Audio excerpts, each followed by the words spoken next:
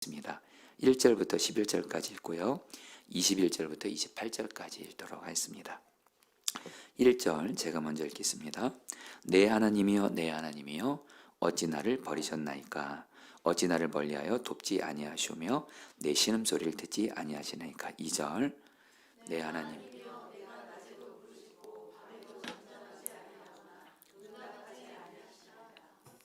이스라엘의 찬송 중에 계시는 주여 주는 거룩하시니이다. 조상들이 주께 의뢰하고 의뢰하였으므로 그들을 건지셨나이다. 그들이 주께 부르짖어 구원을 얻고 주께 의뢰하여 수치를 당하지 아니하였나이다. 벌레여 사람이 아니라 사람이 비방거리요 백성이 조롱거니이다. 나를 보는 자는 다 나를 비웃으며 입술을 비축거리고 머리를 흔들며 말하되 8절 그가 여호와께 의탁하니 구원하실 걸 그를 기뻐하시니 건지실 걸 아나이다. 오직 주께서 나를 못돼서 나오게 하시고 내 어머니 젖을 먹을 때에 의지하게 하셨나이다. 내가 날 때부터 주께 맡긴 바 되었고 못돼서 나올 때부터 주는 나의 하나님이 되셨나이다. 나를 멀리하지 마옵소서. 환난이 가까우나 도울 자 없나이다. 21절 여러분 읽어주시죠. 나를 사자 입에서 구하소서. 주께서 내게 응답하시고 들소의 뿔에서 구원하셨나이다. 여러분 그냥 22절까지만 읽을게요. 그냥 시간계사. 자, 같이 읽겠습니다. 시작. 내가 주의 이름을 형제에게 선포하고 회정 가운데서 주를 찬송하리이다. 아멘.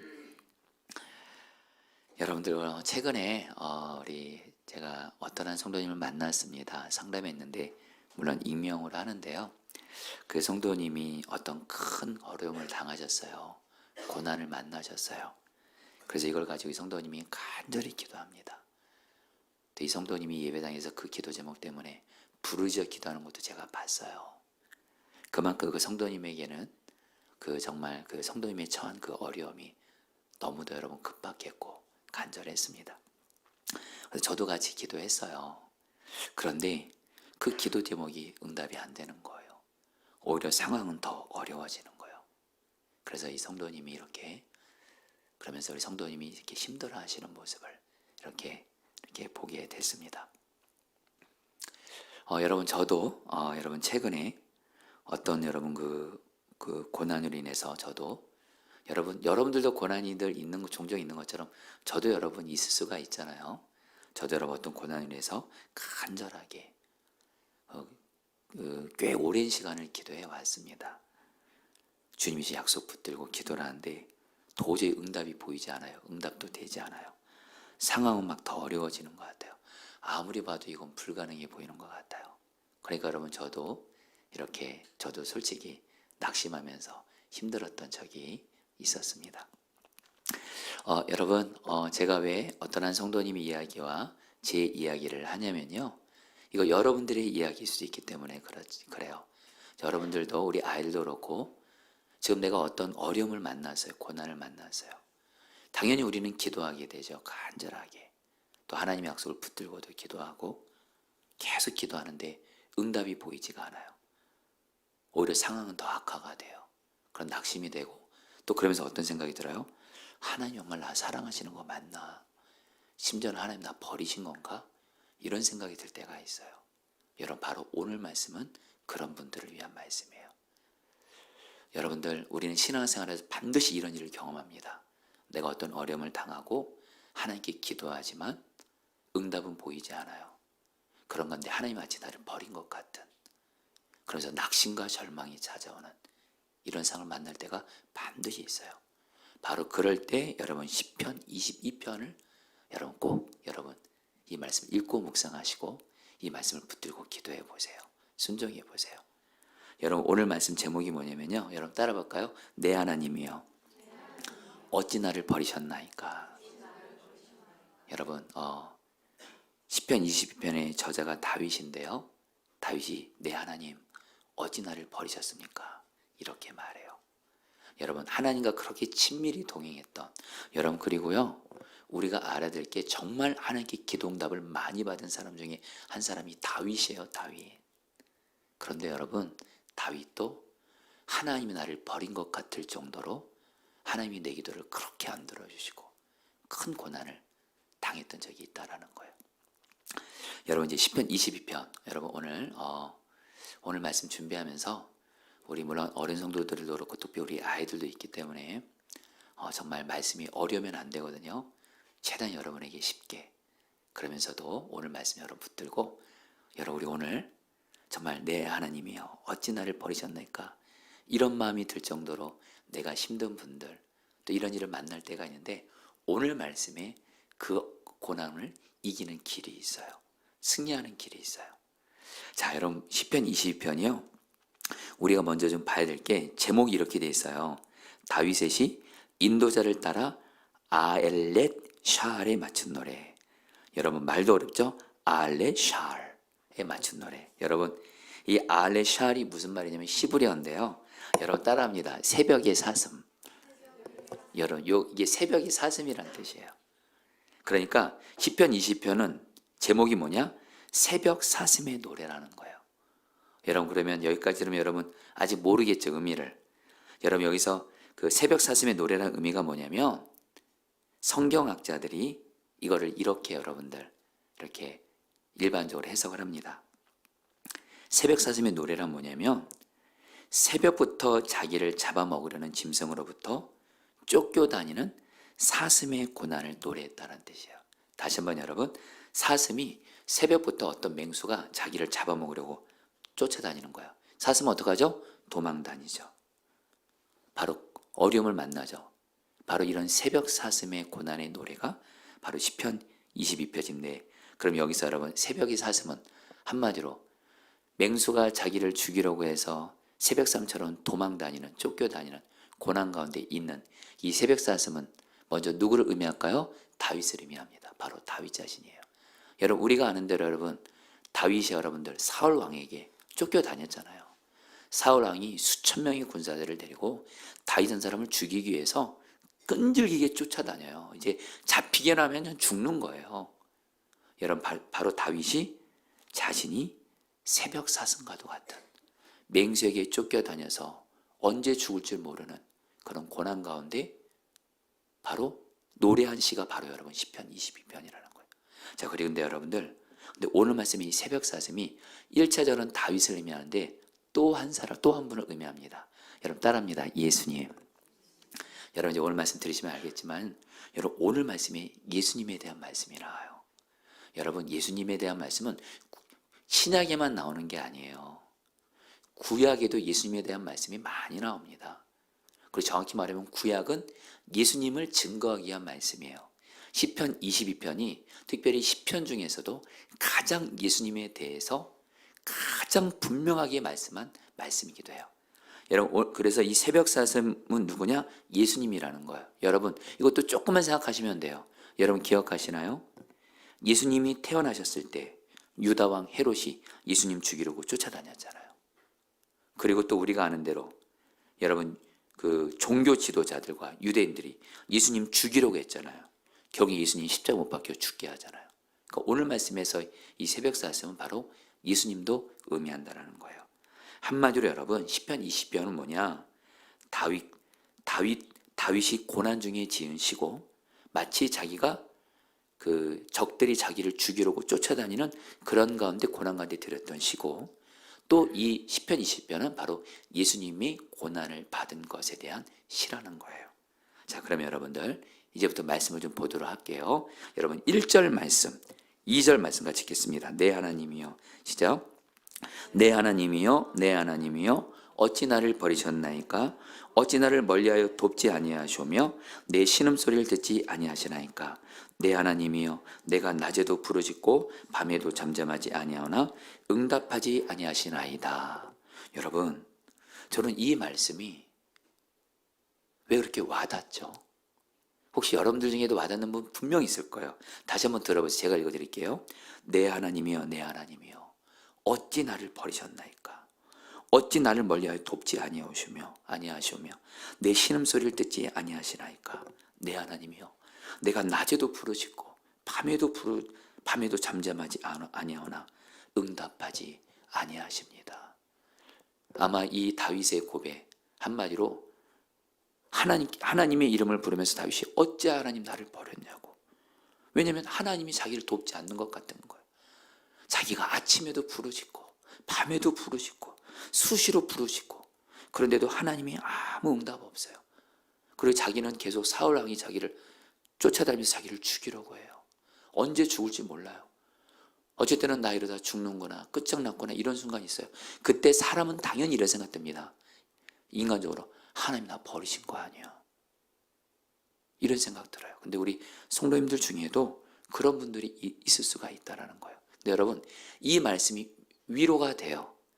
하나님과 그렇게 친밀히 동행했던 다윗도 이런 순간이 있었던 것처럼 우리 성도님들도, 우리 아이들도 그렇고, 정말 내가 어떤 어려움을 만나서 하나님께 기도하지만 하나님이 응답하시지 않고 마치 하나님 나를 버린 것 같은 상황을 만날 때가 있다라는 거예요. 그런데 여러분, 이 고백은 다윗만의 고백이 아니에요. 우리만의 고백이 아니라 예수님도 이런 고백하셨던 거 기억하십니까? 마가복음 15장 34절에서 예수님이 십자가 못 박혀서 돌아가시 전에 이렇게 말씀하십니다. 제9시에 시작. 제9시에 예수께서 크게 소리 지르시되 엘리 엘리 라마 사박다니 하시니 이를 번역하면 나의 하나님 나의 하나님 어찌하여 나를 버리셨나이까 하는 뜻이라. 여러분, 예수님도 십자가 고난을 당하시면서 나의 하나님 나의 하나님 어찌하여 나를 버리셨나이까 이렇게 여러분들 절규하셨어요. 여러분, 사실 오늘 저와 여러분들이 다윗도 그렇고 예수님도 그렇고 이 말씀은 그냥 내 하나님이여 어찌 나를 버리셨나이까 우리는 이렇게 편안하게 읽지만요, 이건 절규입니다. 절규. 다윗도 그렇고 예수님도 그렇고 절규한 거예요. 내 하나님 어찌하여 나를 버리셨나이까, 어찌하여 나를 돕지 아니하십나이까, 어찌하여 나를 이렇게까지 내버려 두십니까. 여러분, 다윗도 예수님도 그랬다라는 거예요. 그러면서 여러분, 오늘 말씀은 우리가 살아가면서 이런 일들을 만났는데도요, 저와 여러분들도 그때 우리가 어떻게 이런 그런 하나님이 나를 마치 버린 것 같은 심정이 들 정도의 고난을 만날 때 어떻게 이길 수 있는지 바로 오늘 말씀이 그걸 말하는 거예요. 여러분, 4절 5절 말씀을 읽겠습니다. 우리 조상들이 시작. 우리 조상들이 주께 의뢰하고 의뢰하였으므로 그들을 건지셨나이다. 그들이 주께 부르짖어 구원을 얻고 주께 의뢰하여 수치를 당하지 아니하였나이다. 여러분, 이 말씀이 이런 뜻입니다. 여러분, 다윗이 지금요 사울이 자기를 죽이려고 쫓아다녀요. 그래서 자기는 사슴과 같이 쫓겨다니면서 여러분들, 하나님 어찌하여 나를 버리셨나이까, 왜 내 기도 응답 안 해주세요, 왜 내 신음소리를 들어주지 않으세요, 내가 아침에도 부르짖고 밤에도 부르짖는데 왜 저를 내버려 두세요, 나 이러다 죽겠습니다. 다윗이 이랬거든요, 조금 전까지. 근데 다윗이요, 그 순간 하나님을 바라보는데 다윗이 어떻게 해요? 자기 믿음의 조상들을 생각해요. 다윗이 누구를 생각했을까요? 아마 믿음의 조상 아브라함을 생각할 수 있겠고 모세도 생각할 수 있었을 거고, 바로 믿음의 조상들이 고난을 만났을 때 그들이 부르짖어 기도했거든요, 하나님을 의지하면서. 그리고 여러분, 다윗은 하나님 말씀을 사랑하는 사람이었거든요. 율법을 사랑하는 사람이었거든요. 다윗은 하나님 말씀을 보면서 우리 믿음의 조상들도 나 같은 고난을 당했지. 근데 그들도 하나님을 바라보며 의지하며 부르짖어 기도했을 때 하나님이 그들의 기도를 들으셨지. 그 믿음의 조상들의 하나님은 나의 하나님이고 나도 하나님 앞에 부르짖어 기도하면 수치를 당하지 아니하려다. 여러분, 수치 당하지 않는다는 뜻이 정확히 무슨 뜻이냐, 여러분 따라합니다. 실망하지 않는다. 여러분, 우리는 하나님께 실망할 때가 있잖아요, 그렇죠? 그렇게 하나님께 기도해도 여러분, 여기는 하나님이 말하는, 다윗이 말하는 거예요. 내가 믿음의 조상들처럼 내가 하나님께 기도하면 믿음의 조상들의 하나님은 나의 하나님이고 내가 믿음의 조상들처럼 하나님께 계속 기도하면, 의지하고 기도하면 하나님은 내 기도를 들으시고 나를 실망시키지 않으실 거예요 하고 기도를 했다라는 거예요. 여러분, 이거 우리에게 어떻게 적용할 수 있을까요? 저와 여러분들도 믿음의 조상이 있다는 거 아십니까? 먼저는 성경에 나온 여러분 믿음의 조상들이 있어요. 아브라함, 모세, 다윗, 다니엘, 바울, 믿음의 사람들이 공통점이 뭐예요? 그들도 고난을 만나요. 주님이 나를 어찌하여 버리셨는가 이런 고난 당한데도요, 근데 그들은 하나님만 의지하며 부르짖어 기도했어요. 하나님이 그들의 기도를 응답하셨어요. 멀리서 셨지만 다윗만 보더라도 우리는 다윗도 그랬구나, 그러면서 나도 다시 믿음의 조상처럼 기도해야지. 할렐루야. 기도할 힘이 생기는 거예요. 그래 여러분, 또 하나, 성경 속의 인물만이 아니라 여러분 교회 역사에서 하나님이 우리에게 믿음의 선배들을 우리에게 꼭 보여주는 거 아십니까? 여러분, 우리가 주님과 동행하잖아요. 주님은 나에게 귀한 본이 되는 믿음의 사람을 보여주세요. 직접 만나기도 하시든 아니면 오늘 같은 영상 시대에 영상을 통해서 만나게 하시든.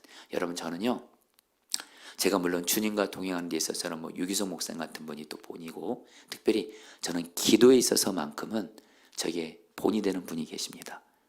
저기 믿음의 선배님이 계세요. 지금은 고인이 되셨지만 고 조용기 목사님이에요. 여러분, 조용기 목사님에 대해서 여러분들이 어떤 생각할지 모르겠지만, 여러분, 제가 여러분에게 영상 하나를 보여줄 건데, 제가 조용기 목사님에게 정말 배우고 싶은 게 뭐냐면, 이분은 하나님이 무슨 약속을 주잖아요. 그것이 나 개인의 약속이든 교회에 대한 약속이든 그 약속을 붙들고 절대 포기하지 않고 끝까지 기도해요. 여러분, 그리고 제가 영상 보여줄 텐데, 죽을 것 같은 순간에도 끝까지 약속 붙들고 기도해서 하나님의 약속이 이루어진 걸 이렇게 보세요. 그래서 여러분, 저는 제가 기도에 낙심이 찾아올 때 저는 조용기 목사님의 설교를 들을 때가 있어요. 그래서 여러분들에게 영상을 조용기 목사님이 내가 매일 기쁘게라는 이 그 간증, 여러분 들음 간증 거기에 나와셔서 간증하신 그걸 일부를 보여드릴 텐데요. 어떤 내용이냐면, 조용기 목사님이 여의도에 큰 건물을 짓게 됩니다. 하나님이 약속하세요. 너희 모든 성도들을 그 이상도 이렇게 들어갈 수 있는 예배당을 내가 짓게 하리라. 약속을 붙들고 목사님이 기도를 하는데 교회에 돈이 없어요.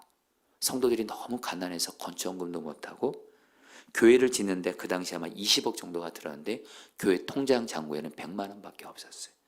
그때 목사님이 하나님께 간절히 기도합니다. 근데 기도가 응답이 안 돼요. 여전히 교회 잔고는 100만 원밖에 없어요. 아빠 돈 없는데 막 배고프다니까 그만 아이에게 손찌검을 한 거예요. 그러니까 아이들이 막 그냥 웁니다.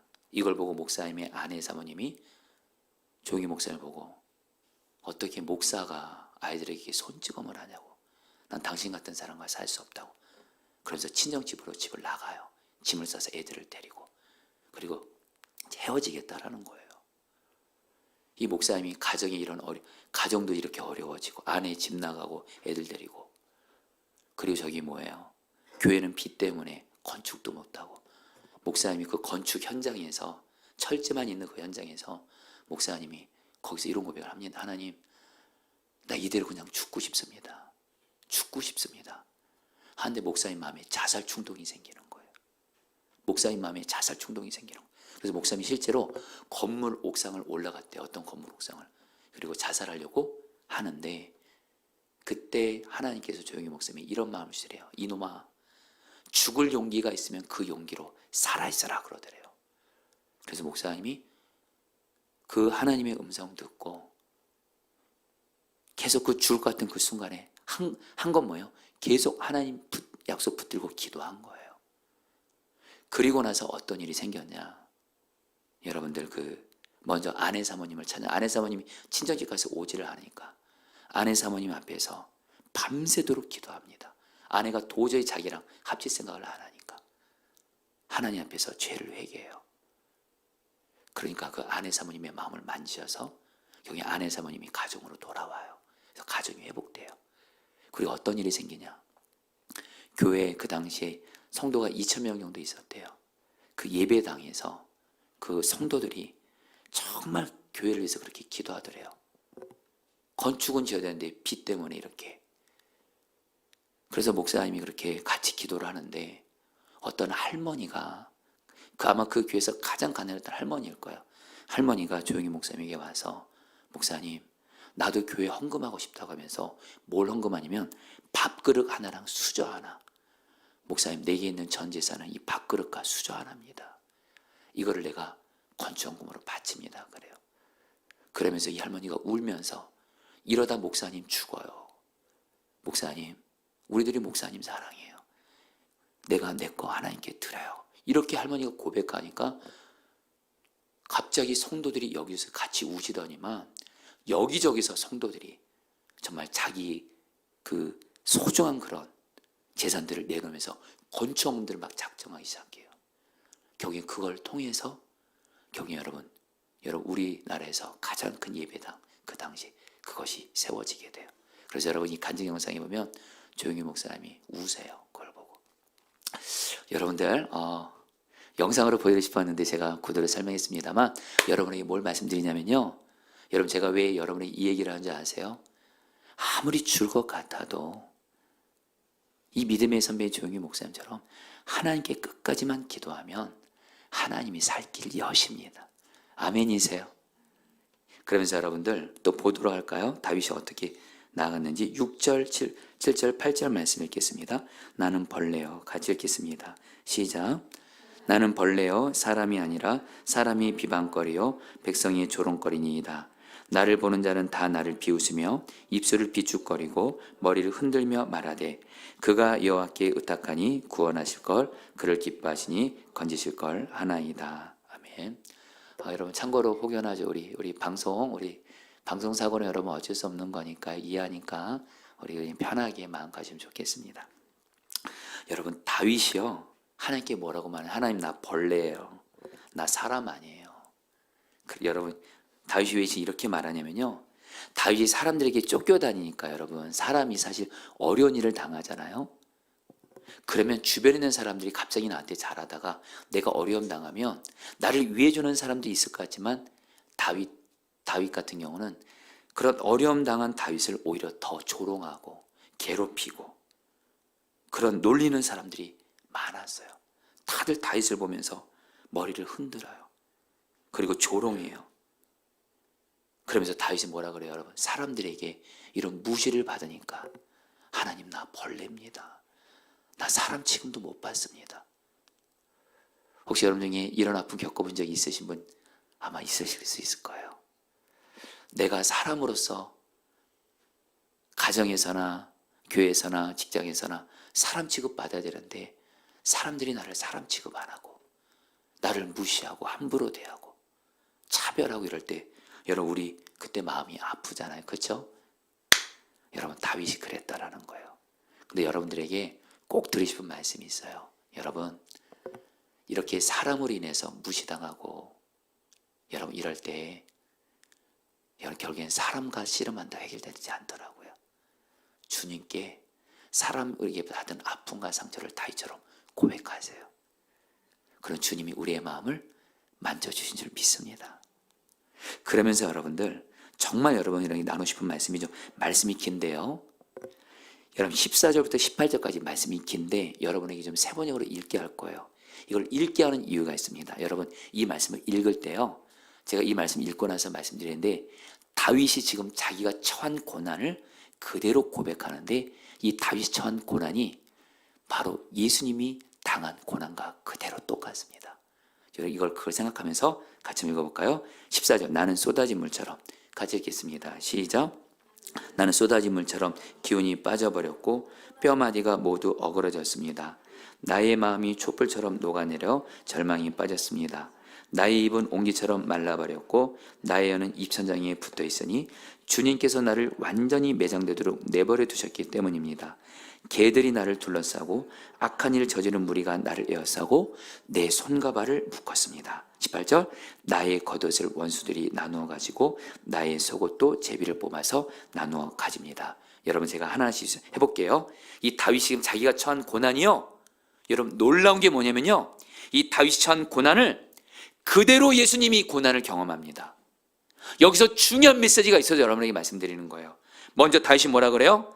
나는 고난으로 인해 쏟아진 물처럼 기운이 빠졌어요. 마음이 촛물처럼 녹아내렸다라는 거예요. 그런데 여러분 기억하시죠? 예수님도 십자가에 죽으실 때 모든 물과 피를 다 쏟으세요. 그리고 다윗이 자기 뼈마디가 모두 어그러져서 육체적인 고통이 컸대요. 여러분 예수님도 십자가에서 가장 큰 고통을 겪으면서 뼈마디가 모두 어그러집니다. 또한 다윗은 자기가 입천장에 붙었다 그래요. 입안에 침이 말라가지고 여러분 사람이요 너무 큰 고통당한 입이 말라버려요. 근데 여러분 예수님도 십자가에서 뭐라고 말씀하셨죠? 내가 목마르다 그랬죠. 그리고 다윗은 하나님이 자기를 죽도록 내버려 둔다고 했죠. 근데 하나님도 예수님을 십자가에 죽도록 내버려 두세요. 그리고 다윗은 자기를 죽이는 자들이 자기 손과 발을 묶는다 그래요. 우리도 알죠. 예수님 또한 십자가에서 끌려갈 때 손과 발이 묶이시죠. 마지막으로 대적들이 다윗의 겉옷과 속옷을 가지고 제비 뽑는다 그래요. 한마디로 다윗은 지금 여러분 지금 죽을 고통을 당하는데 다윗의 옷을 가지고 제비 뽑으면서 다윗을 조롱하는 거예요. 엄청난 수치를 주는 거예요. 근데 예수님이 십자가 못 박히실 때도 어떻게 했죠? 로마 군사들이 바로 십자가 안에서 예수님의 옷을 가지고 제비 뽑았잖아요. 여러분, 다윗이 당한 고난을 예수님이 동일하게 당한 거예요. 근데 여러분, 여기서 우리가 질문을 해야 돼요.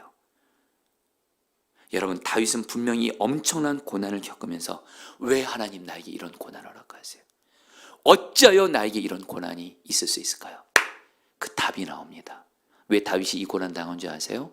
바로 예수님이 그 동일한 고난을 당할 것을 다윗에게 먼저 허락하신 거예요. 그런데 여러분, 여러분에게도 말씀드립니다. 성도님들, 우리도 예수 믿으면서요, 예수님이 우리가 당한 고난, 바로 예수님이 당한 고난에 동참하는 거예요. 좀 와닿게 말할까요? 예수님이 당한 고난을, 여러분 우리가 고난 당해요? 여러분 꼭 기억하세요. 하나님 왜 나에게 이런 고난을 주세요? 우리는 그런 질문할 때 있지만 여러분, 그럴 때 오늘 말씀을 의지해서 주님이 주신 답이 뭔지 아세요? 너가 나의 고난에 동참하게 하려고, 이런 뜻이에요. 그러면서 여러분, 예수님께서는 우리도 고난을 당할 때 예수의 고난에 동참하게 하시면서 중요한 게 하나가 있습니다. 바로 예수님의 고난에 동참하면서 중요한 건 여러분, 예수님의 십자가 고난이 고난으로 끝났어요? 죽음으로 끝났어요? 아닙니다. 예수님이 고난과 죽음을 이기고 부활하시고 영광하고 영광을 누리고 승리하신 것처럼 예수님의 고난에 동참한 우리 모두는 다 예수님이 반드시 고난을 이기게 하시는 줄 믿습니다. 이걸 바로 베드로 사도가 베드로전서 4장 12절 13절에서 이렇게 얘기한 거예요. 사랑하는 여러분, 같이 읽겠습니다. 사랑하는 여러분, 시작. 사랑하는 여러분, 여러분을 시험하려고 시련의 불길이 여러분 가운데 일어나더라도 무슨 이상한 일이나 생긴 것처럼 놀라지 마십시오. 그만큼 여러분은 이 그리스도의 고난에 동참하는 것이니 기뻐하십시오. 그러면 그의 영광이 나타날 때 여러분은 또한 기뻐 뛰며 즐거워하게 될 것입니다. 여러분, 이 말씀을 그대로 여러분에게 풀어서 말씀드리자. 성도님들 중에 지금 어떤 시련을 당하셨어요. 너무도 힘든 고난을 만나셨어요. 주님이 말씀하세요. 무슨 이상한 일 생긴 것처럼 놀라지 말라 그래요. 어떻게 이렇게 말씀하세요? 주님 말씀하세요. 너가 예수님의 고난에 동참하는 거다. 근데 여러분, 이 동참한다는 말이 원어로 무슨 뜻인지 아세요? 교제한다는 뜻이에요. 마치 예수님이 저 여러분들이 고난 당할 때 너가 내가 당하는 고난을 나와 동참하고 있구나. 너가 그만큼 지금 나와 가까워졌구나. 여러분, 이거 조금만 생각하시면 돼요. 여러분, 우리가 친밀한 사람들 특징이 있어요. 친밀한. 내가 당한 고난을 어떤 사람이 동일하게 겪어요. 그러면 여러분, 그 사람과 어떻게 되죠? 가까워지죠. 그렇죠? 같이 고난을 경험했으니까, 같은 고통을 경험했으니까 금방 여러분 가까워지잖아요. 여러분, 저는요, 여러분에게 조금 좀 와닿게 말씀드려요. 여러분, 제가 우리 하영이가 장애가 있잖아요. 저는 일반 분들이랑 얘기할 때 하영이 장애 얘기를 별로 못해요. 근데 장애가, 가족 중에 누가 장애가 있는 분이 있거나 그런 분들 만나면 그때부터 제 마음에 하영이 장애 얘기를 같이 얘기 나눠요. 그러면서 더 하나 돼요. 더 위로를 얻어요. 여러분이 뭘 말씀드리냐면요, 여러분 오늘 중요한 진리예요. 여러분, 내가 고난을 당할 때 이 고난 왜 주세요? 어찌하여 주세요? 여기서만 머무르면 안 돼요. 여기까지 가셔야 돼요. 예수님의 고난에 내가 동참하고 있구나. 할렐루야. 예수님의 고난에 내가 동참하고 있구나. 그러면서 예수님이 뭐라고 말씀하세요? 예수님의 그 동참한 고난은 반드시 주님이 승리와 영광으로 바꿔주시겠대요. 이걸 여러분, 바로 그 예수님을 바라보고 기뻐하라는 거예요. 여러분들, 이 시간 말씀을 의지해서 선포합니다. 여러분, 물론 우리가 당한 모든 고난이 다 예수님의 고난은 아닐 수 있습니다. 내 죄로 인해서 징계받은 고난일 수도 있지만요, 그러나 여러분, 또 많은 경우 우리가 당한 고난, 예수님의 고난에 동참하는 거예요. 특별히 저는 오늘 여러분들 중에 지금, 특별히 여러분들 중에 어른들이든 아이들이든 지금 나에게 너무도 말 못할 어떤 그런 고난이 있는 분도 있으시죠? 주님 말씀하세요. 너가 지금 나의 고난에 동참하고 있구나. 그래서 너와 내가 더 가까워지는구나. 그리고 너의 그 고난, 내가 고난을 이기고 승리하고 부활한 것처럼 너의 그 고난은 반드시 영광과 승리로 바뀐다. 할렐루야. 그 예수님을 바라보면 믿음으로 취하라는 거예요. 여러분 고 오카는 목사님이 쓰신 책에서 나오는 이야기예요. 목사님이 섬기시는 교회에 어떤 대학생이 있었대요. 그는 믿음이 굉장히 좋았을 뿐 아니라 꿈도 많았고 머리도 좋았대요. 그런데 대학을 졸업할 즈음에 몸에 갑자기 이상이 생기더래요.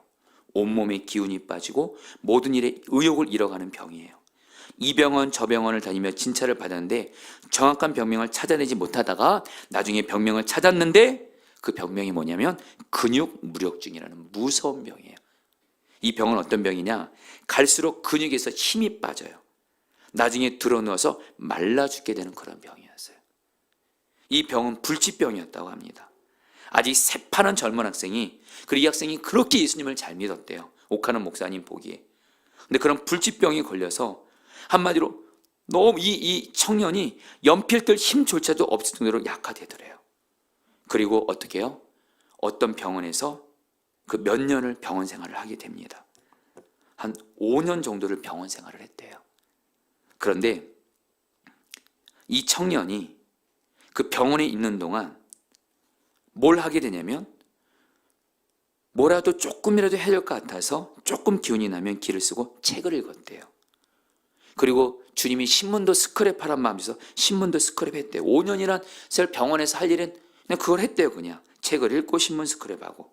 그리고 5년이 끝났는데 주님이 이 청년의 병을 기적적으로 고쳐주시는 거예요. 그로부터 10년이 지난 후에 이 청년은, 여러분에게 제가 임명을 합니다만, 우리나라의 대표적인 기독교 사업가예요.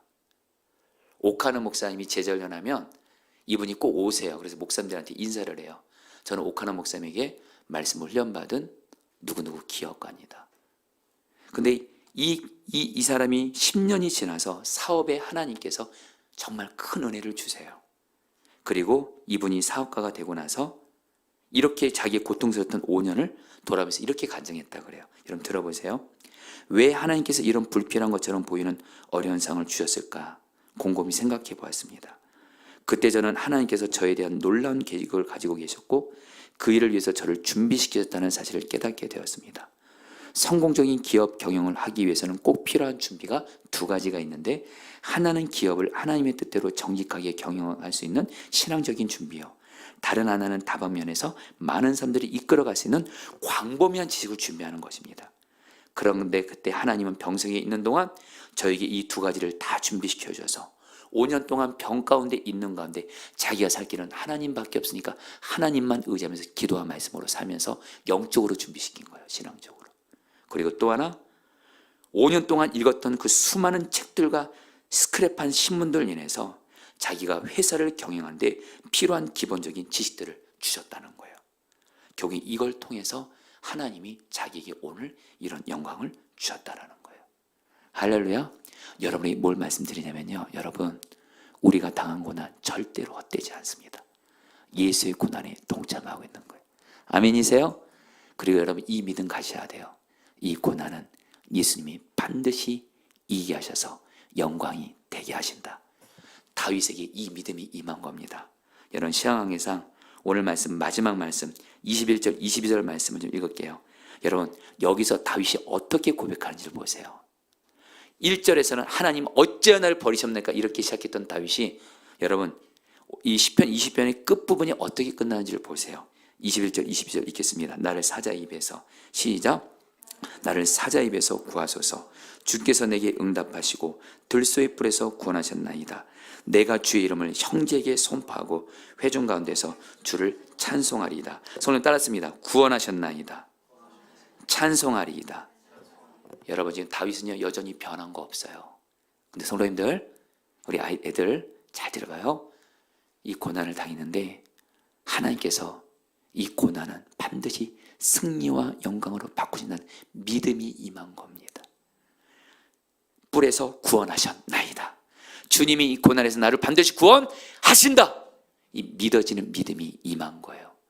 믿음이 임하니까 어떻게 돼요? 하나님께 감사하고 찬양해요. 여러분, 저는 오늘 여러분들에게 이 은혜가 동일하게 있기를 바라요. 오늘 내게 있는 고난, 예수의 고난에 동참하는 거고, 이 예수님과 고난에 동참한 이 고난은 예수님이 반드시 이 고난을 이기고 승리와 영광이 되게 하신다. 이것이 믿어지게 되기를 축복합니다. 믿어지면 어떻게 되죠? 감사하게 돼요. 찬양하게 돼요. 여러분, 제가 최근에 9월 달에 성남시 기독교 연합회를 어떤 교회에서 했는데 제가 그 교회 초창기도에 참석을 했어요. 근데 그 교회가 그냥 건물 하나, 그냥 빌딩 하나를 그냥 갖고 있더라고요. 예, 뭐 솔직히 여러분들, 저도 부럽긴 했습니다만, 네, 새 건물이더라고요. 근데 그 교회 담임 목사님이 말씀을 전해줄 때 이런 말씀을 하시는 거예요. 목사님들에게. 목사님들, 제가 작년에 저희 교회가 원래 교회가 있던 자리가 있었어요. 근데 거기가 재개발되면서 근데 보상을 제대로 받지 못해가지고 이 목사님과 교인들이 거리로 나가야 되는 상황이 생겼어요. 그러면서 이 목사님이 하시는 말씀이 지난 1년 동안 사망의 음침한 골짜기를 걸었대요. 죽는 줄 알았대요. 왜냐하면 여러분, 목사 입장에서 여러분, 교회 건물이 없어지는 거예요. 그리고 보상도 받지 못하고 성도들이 이제 예배할 교회 예배당이 없는 거예요. 그것이 목사님에게 얼마나 고통이 되겠어요. 그 기간이 상당히 길었대요. 그래서 죽는 줄 알았대요. 죽음의 길을 걷는 줄 알았대요. 근데 하나님께 기도를 하는데, 근데 하나님께 계속 기도하는데 하나님이 그런 마음을 주더래요. 걱정하지 마, 그러시더래요. 너의 교회가 겪는 이 고난은 반드시 내가 영광으로 바꿔준다. 승리로 바꿔준다. 그러면서 정말 좋은 교회 건물을 내가 너희 교회에게 줄 것이다 하면서 목사님이 뭐라고 말씀하냐면 너는 믿고 감사하래요. 그래서 여러분, 이 목사님이 정말 귀한 분이시더라고요. 그 말씀을 그대로 받았어요. 하나님 믿습니다. 감사합니다. 그때부터 이 목사님의 입에서 감사만 하는 거예요. 그래서 성도들에게 이렇게 설교했대요. 성도님들, 우리 장로님들, 우리 교회가 지금 교회 건물도 지금 없고 길거리에 나앉을 상황인데, 그리고 보상도 제대로 못 받고 이런데 하나님이 저에게 말씀하셨습니다. 이 교회가 당하는 이 고난은 예수의 고난에 동참하는 것이고 이 고난은 반드시 고난으로 끝나지 않고 영광이 되게 하셔서 우리 교회 하나님이 좋은 건물 주신다고 합니다. 좋은 예배당을 주신다고 합니다. 우리 감사합시다 믿고 이렇게 설교한 거예요. 그러니까 끝나고 장로님들이 목사님한테 와서 목사님 말도 안 되는 말 하지 마시라. 지금 우리 교회가 이런 상황인데 어떻게 감사가 나오냐. 이 목사님이 아니라고. 우리 하나님께 믿음과 감사로 나아가자고. 나에게 하나님이 그 믿음을 주셨다고. 이 고난은 반드시 영광이 되게 하신다고. 건물 주신다고. 그래서 장로님들도 감사의 말을 하고 성도들도 감사의 말을 하고, 그리고 여러분들, 하나님이 기적적으로 보상을 제대로 받게 하신 거예요. 그래서 어떤 한 건물 자체를 여러분 1층부터 4층짜리 건물인데 통째로 주셨어요. 할렐루야. 여러분, 우리 교회도 그런 일이 있게 하옵소서. 여러분, 이제 말씀을 마무리합니다. 여러분, 제가 앞서 말씀드렸죠. 저도 최근에 어떤 간절한 기도 제목이 있어 응답이 안 되는데, 제가 여러분 어제 예수동행 집회에 제가 참석을 했는데 그때 주님이 말씀하시더라고요. 믿고 감사하라 그러시더라고요. 그래서 제가 주님께, 주님, 저 근데 안 믿어지는데 제가 겪는 이 고난이 정말 영광이 되고 승리가 될 것이 믿어지게 해주십시오. 예수님이 이기게 하실 거란 믿음을 주십시오. 믿어지게 하시더라고요. 그리고 감사하게 하시더라고요. 그리고 여러분, 오늘입니다. 주님이 그 기도를 정말 놀랍게 응답해 가시더라고요. 여러분, 저는 깨달았어요. 우리의 기도의 결론은요, 믿음과 감사가 될 때 주의 역사가 일어나는 줄 믿습니다. 자, 우리 같이 함께 찬양하도록 할까요? 주 선한